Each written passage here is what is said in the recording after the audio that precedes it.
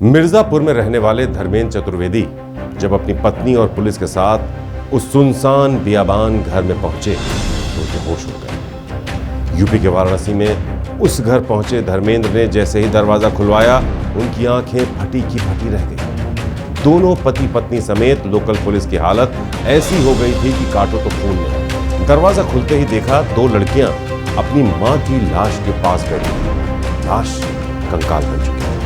यह नजारा देखकर धर्मेंद्र चतुर्वेदी और उनकी पत्नी दंग रहे। पुलिस वाले भी परेशान हो गए। वो सोच रहे थे कि ये है क्या, ये कैसे हो सकता है। वो दोनों बहनें अपनी मां उषा त्रिपाठी के कंकाल के पास पिछले 1 साल से बैठी थी। ये देखकर किसी का भी सिर चकरा सकता है। चतुर्वेदी दंपति ने फौरन ये खबर लंका थाने की पुलिस को दी। पुलिस मौके पर पहुंची तो दोनों बेटियों ने हंगामा मचाना शुरू कर दिया।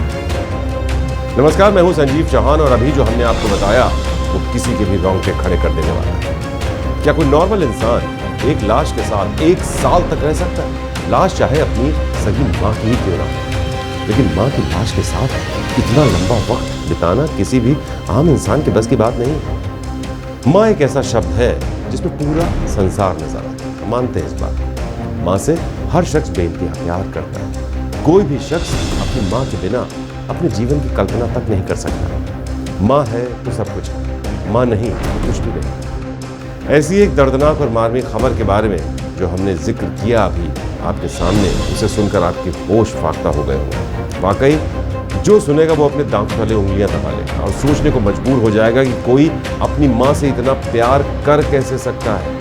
कोई अपनी मां के मरने के बाद भी उसकी लाश के साथ कैसे रह सकता है।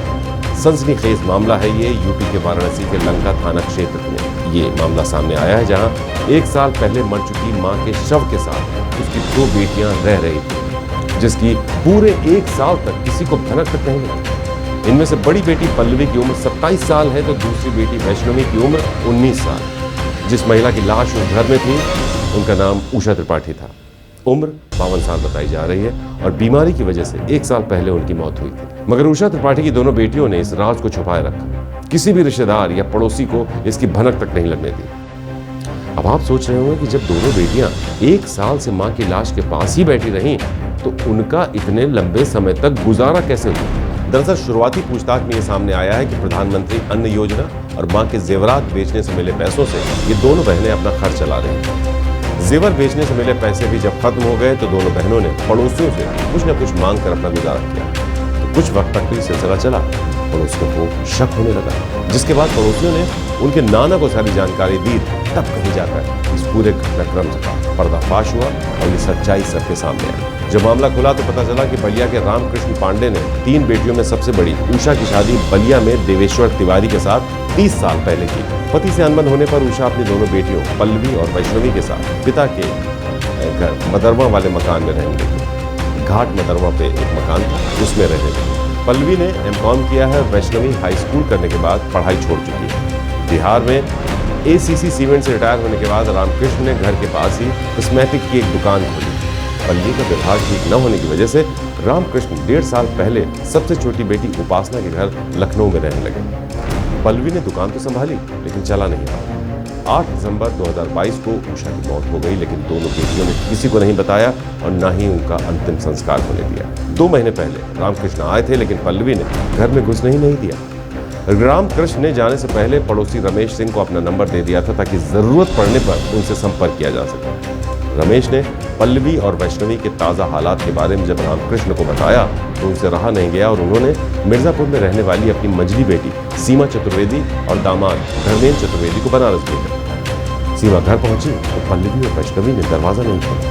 उन्होंने लंका थाने को सूचना दी। इंस्पेक्टर शिवाकांत मिश्रा ने जबरदस्ती दरवाजा खुलवाया तो अंदर का नजारा देखकर हर कोई हैरान रह गया। लंका मौके पर पहुंचे और घर का दरवाजा खुलवाया। उसमें 2 बच्चियां घर पे मौजूद मिली और उन दोनों बच्चियों की मां एक कमरे में जो है डेथ हो चुकी थी लगभग 1 साल पहले। तो मां की डेड बॉडी बिल्कुल कंकाल मिला।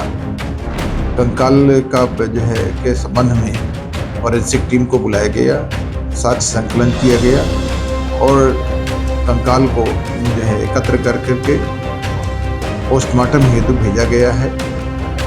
इस संबंध में जानकारी की जा रही है। दोनों बच्चियां ने बताया कि लगभग 1 साल पहले मां की डेथ हो चुकी थी और बच्चियों की भी हालत ठीक नहीं है, उनको भी उपचार हेतु भेजा गया है और समस्त सच संकलन के आधार पर विधिक कार्रवाई की जाएगी। ऐसे में सवाल ये भी खड़ा होता है कि जब पल्लवी और वैष्णवी 1 साल तक लाश के साथ रहीं तो किसी को भी लाश के सड़ने पर बदबू क्यों नहीं आई? इस पर पुलिस को लड़कियों के पड़ोसी रमेश ने बताया कि उनके घर के आसपास प्लॉट खाली होने के कारण कई बार लोग मरे हुए जानवर वहां फेंक देते हैं जिनकी दुर्गंध आती रहती है। साथ ही लोगों का घर गंगा किनारे भी था, इसलिए उषा की लाश की दुर्गंध आई भी होगी तो उन्हें लगा होगा कोई जानवर मरा है, इसलिए उस पर ध्यान नहीं दिया। बहरहाल अब पुलिस ने उषा त्रिपाठी की लाश को अपने कब्जे में लेकर पोस्टमार्टम के लिए भेज दिया है। साथ ही दोनों बहनों से भी गहनता से पूछताछ हो रही है कि कहीं लाश को दुनिया की नजरों से छुपाए रखने की वजह कुछ और तो नहीं।